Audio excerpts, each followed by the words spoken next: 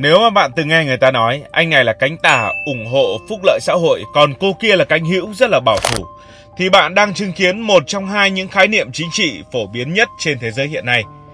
Đó chính là cánh tả và cánh hữu. Xem thời sự bạn đã bao giờ để ý đến những khái niệm này chưa? Điều thú vị là hai cụm từ tưởng như học thuật này thực ra không bắt nguồn từ một lý thuyết dày cộp nào, mà xuất phát từ chỗ ngồi trong một căn phòng cách đây hơn 2 thế kỷ. Chúng ta phải quay trở lại nước Pháp vào mùa hè năm 1789 để hiểu gốc rễ của mọi chuyện. Đó là thời kỳ mà cả châu Âu chao đảo về cuộc cách mạng Pháp, một sự kiện làm thay đổi hoàn toàn trật tự xã hội và chính trị của cả loài người, không chỉ của Pháp mà còn của cả phương Tây sau này. Vào thời điểm ấy, vua Louis XVI đang đối mặt với một nước Pháp trên bề vực phá sản, dân chúng lầm than, lạm phát phi mã và thuế má đè nặng lên tầng lớp dân thường. Để cứu vãn tình hình, nhà vua buộc phải triệu tập một cơ quan đại diện đặc biệt được mang tên, tạm dịch ra tiếng Việt là Đại hội 3 đẳng cấp, gồm có giới tăng lữ, giới quý tộc và tầng lớp thứ ba. Gọi là tầng lớp thứ ba nhưng thực tế ở đây chính là thường dân. Thế nhưng, cuộc họp mà nhà vua kỳ vọng sẽ giúp mình thu thêm thuế lại nhanh chóng vượt ra khỏi tầm kiểm soát. Đại biểu của tầng lớp thứ ba, tức là tầng lớp thường dân, vốn chiếm tới 98% dân số, lại bị gạt ra khỏi quyền lực trong hàng thế kỷ. Họ nổi giận và quyết định tách ra thành một hội nghị riêng, gọi là Quốc hội lập hiến. Tại đây, lần đầu tiên trong lịch sử nước Pháp và lần đầu tiên trong lịch sử thế giới, các đại biểu bắt đầu tranh luận công khai về việc nên giữ chế độ quân chủ hay là xây dựng một xã hội mới dựa trên quyền lực của nhân dân. Và rồi trong một cuộc họp định mệnh vào mùa hè năm ấy, khi các đại biểu bước vào phòng họp, một hiện tượng kỳ lạ đã diễn ra.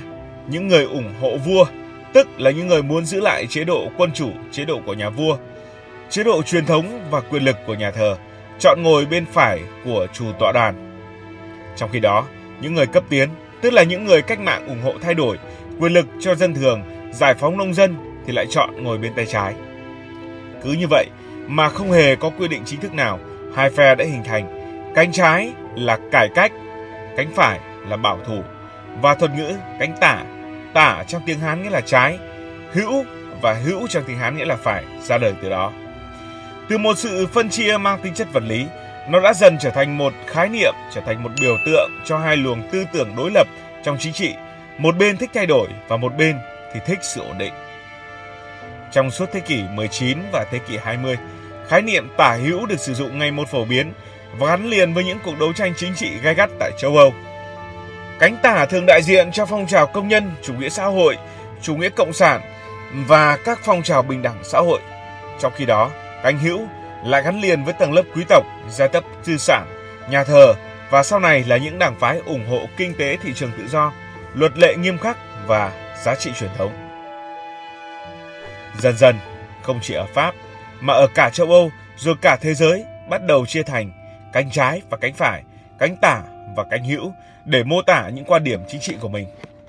Ở Anh, cánh tả là công đảng đại diện cho giới lao động, những người cần phải cân cù để mà có được một thành quả của mình nào đó. Trong khi đó, cánh hữu là những người thuộc đảng bảo thủ, bảo vệ thị trường tự do và giá trị của gia đình truyền thống. Ở Mỹ, sự phân chia này thể hiện rõ ràng giữa đảng Dân Chủ, tức là cánh tả, và đảng Cộng Hòa, tức là cánh hữu, đặc biệt là trong những cuộc tranh luận về chăm sóc y tế, di cư, súng đạn và môi trường. Về mặt lý thuyết, ta có thể nói rằng cánh tả đặt trọng tâm vào công bằng xã hội và bình đẳng, còn cánh hữu coi trọng trật tự, tự do cá nhân và truyền thống. Cánh tả tin rằng nhà nước cần can thiệp để đảm bảo mọi người đều có cơ hội như nhau, kể cả phải đánh thuế với những người giàu hơn. Trong khi đó, cánh hữu tin rằng tự do kinh doanh và tinh thần cá nhân mới là động lực chính của xã hội và sự can thiệp quá mức của chính phủ chỉ có gây hại mà thôi. Ví dụ, một chính sách tăng lương tối thiểu sẽ được cánh tả ủng hộ vì giúp những người nghèo sống tốt hơn. Ngược lại, cánh hữu có thể phản đối vì cho rằng nó khiến doanh nghiệp khó sống, cắt giảm việc làm, tăng giá cả. Trong giáo dục, cánh tả muốn giáo dục miễn phí và phổ cập. Cánh hữu thì muốn cho tư nhân đầu tư và cạnh tranh để nâng cao chất lượng. Nhưng mà trên thực tế, không phải lúc nào cũng rạch ròi.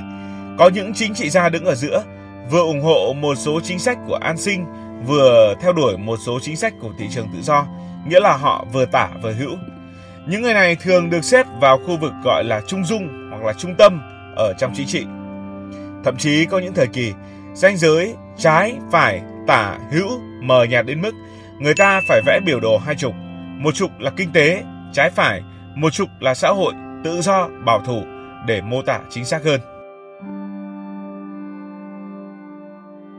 Một ví dụ gần gũi là tranh luận về y tế tại Mỹ. Cánh tả ủng hộ chương trình Obamacare nhằm mở rộng bảo hiểm y tế cho người dân. Trong khi đó, cánh hữu phản đối vì cho rằng chi phí quá cao, làm tăng gánh nặng ngân sách và khiến chính phủ kiểm soát quá nhiều. Một ví dụ khác là chuyện biến đổi khí hậu. Cánh tả thường tin rằng cần hành động khẩn cấp, đầu tư vào năng lượng xanh, còn cánh hữu, đặc biệt là ở Mỹ, lại có xu hướng hoài nghi, lo ngại việc hạn chế nhiên liệu hóa thạch sẽ gây ảnh hưởng tiêu cực đến nền kinh tế của toàn cầu. Còn ở Việt Nam thì sao? Ở Việt Nam, khái niệm cánh tả, cánh hữu không phổ biến trong đời sống chính trị bình thường. Tuy vậy, trong những cuộc tranh luận mang tính học thuật hoặc đôi khi là trà đá, trên mạng xã hội hoặc trong các phân tích quốc tế, hai khái niệm này vẫn thường được nhắc đến để mô tả xu hướng tư tưởng. Ví dụ như thế này, có lẽ là không phải ở Việt Nam. Một người ủng hộ nhà nước can thiệp nhiều, đánh thuế cao, phân phối lại của cải được xem là thiên tả. Ngược lại, ai đó đề cao doanh nghiệp tư nhân, giảm chi tiêu công và chống lạm phát có thể bị gán là cánh hữu. Một ví dụ thú vị là trường hợp của các nước Bắc Âu như là Thụy Điển, Na Uy hay Đan Mạch. Dù bị coi là xã hội chủ nghĩa bởi nhiều người Mỹ, các quốc gia này thật ra đang kết hợp cả cánh tả và cánh hữu trong hệ thống của mình. Họ có mức thuế cao, phúc lợi xã hội rộng khắp, đặc điểm thiên tả, nhưng đồng thời họ duy trì thị trường tự do, khuyến khích sáng tạo và doanh nghiệp tư nhân phát triển. Đó là đặc điểm của cánh hữu. Đây là minh chứng rằng các khái niệm chính trị không nên bị giới hạn trong một khuôn mẫu nhất định. Tại châu Á, sự phân chia cánh trái, cánh phải, cánh cả, cánh hữu cũng mang màu sắc riêng. Ở Nhật Bản, Đảng Dân Chủ Tự Do cầm quyền lâu năm được xem là bảo thủ, tức là cánh hữu, nhưng đôi lúc họ vẫn ủng hộ chi tiêu công lớn để kích cầu kinh tế. Ở Hàn Quốc, các đảng phái cánh tả thường tập trung vào hòa giải với Triều Tiên và gia tăng phúc lợi xã hội, trong khi cánh hữu thì ưu tiên quốc phòng và tự do kinh tế. Tại Ấn Độ, đảng cầm quyền vừa có tư tưởng dân tộc chủ nghĩa, tức là cánh hữu, vừa thực hiện nhiều chính sách phúc lợi xã hội, tức là cánh tả. Dù được sử dụng rộng rãi, khái niệm tả, hữu cũng từng bị chỉ trích vì quá đơn giản.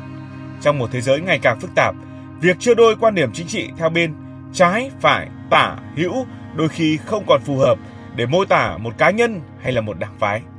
Một số chính khách có thể ủng hộ hôn nhân đồng giới, tức là cánh tả, nhưng lại chống tăng thuế, tức là cánh hữu. Có người theo Đạo Thiên Chúa rất bảo thủ, nhưng lại ủng hộ việc xóa bỏ giảm nghèo bằng chính sách xã hội mạnh mẽ.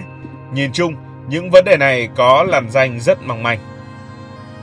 Như vậy có thể nói, hơn 230 năm sau, thế giới đã thay đổi rất nhiều từ thời của nước Pháp.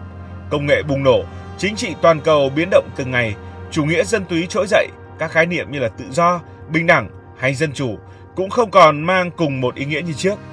Nhưng cái bóng của buổi họp ngày xưa lặng lẽ bao trùm lên mọi diễn đàn, mọi cuộc tranh luận, mọi lá phiếu. Khi bạn thấy một người đeo huy hiệu của Đảng Dân Chủ ở Mỹ, hay một người đi vận động cho công đảng ở Anh, hoặc một chính trị gia lên tiếng kêu gọi tăng ngân sách an sinh, hãy nhớ rằng họ đang bước trên con đường được vạch ra để ngồi những chiếc ghế ở Paris, nơi được định hình là cánh tả. Trong chính trị cũng như trong cuộc sống, đôi khi bạn phải ngồi ở một vị trí nào đó. Đó không chỉ là vị trí về mặt vật lý, còn là một vị trí về quan điểm của bạn. Cảm ơn vì đã quan tâm theo dõi câu chuyện này. Nếu cảm thấy thú vị, bạn có thể nhấn nút đăng ký kênh, bật chuông thông báo và chia sẻ. Còn bây giờ thì xin được nói lời chào tạm biệt.